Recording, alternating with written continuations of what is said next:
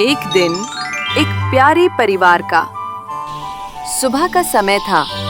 सूरज की सुनहरी रोशनी छोटी खिड़की से कमरे में उतर रही थी।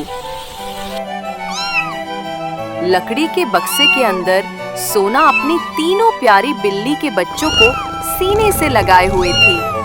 बच्चे अब धीरे धीरे हिलने लगे थे। म्यू अपनी माँ के पैर के ऊपर चढ़ रही थी। टिंकू उसकी पूंछ से खेल रहा था और चीकू तो सोते सोते भी खर्राटे ले रहा था। टॉमी, जो परिवार का सबसे जिम्मेदार सदस्य था, धीरे धीरे आया और सबको जगाने लगा। उसने अपने पंजे से म्यू के कानों को हल्के से गुदगुदाया। सब हंसने और म्याऊं करने लगे। सुबह की शुरुआत प्यार और मस्ती से हुई। सोना बाहर चली गई कुछ खाने की तलाश में। बच्चे घर में ही खेलते रहे, पुराने जूतों के फीते को खींचते, लकड़ी की गेंद को घुमाते और कभी एक दूसरे के ऊपर गिरते। म्यू शरारती थी।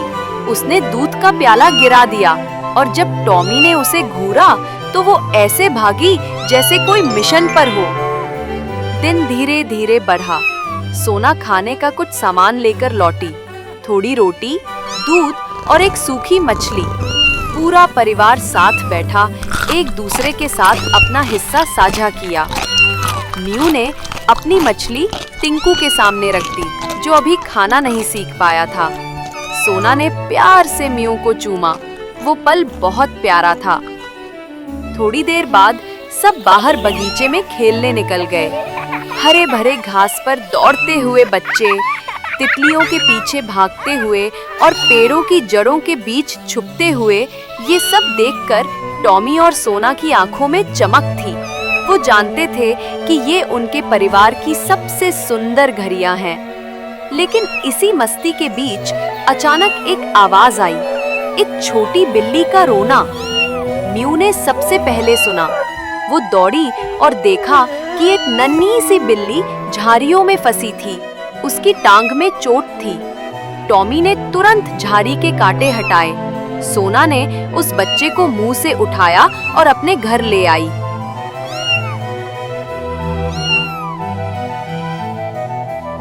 पूरा परिवार उस अनजान बच्चे के चारों ओर बैठ गया। म्यू ने उसे अपने दूध का थोड़ा हिस्सा दिया। वो अब धीरे धीरे शांत हो गई।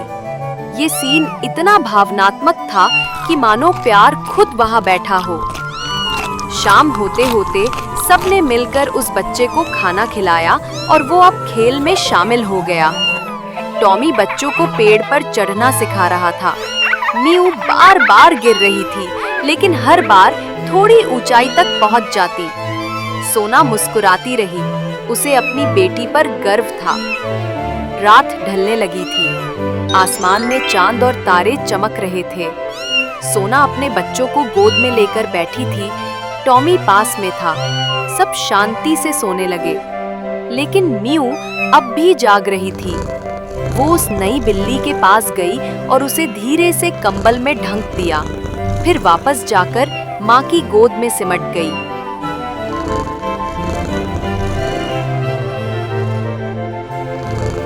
थोड़ी देर में हल्की सी हवा चली। बाहर से पत्तों की सरसराहट सुनाई दी और तभी एक मजेदार पल हुआ।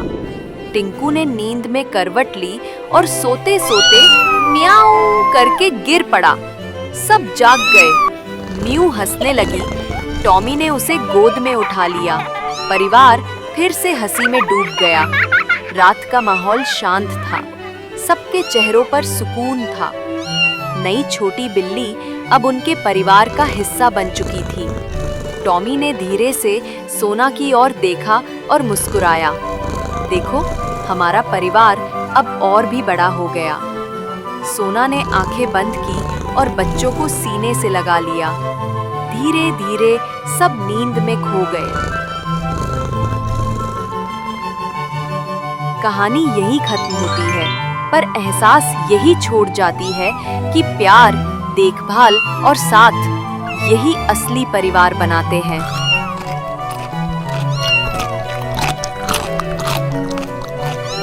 अगर वीडियो अच्छा लगा हो तो लाइक, शेयर और सब्सक्राइब जरूर करें।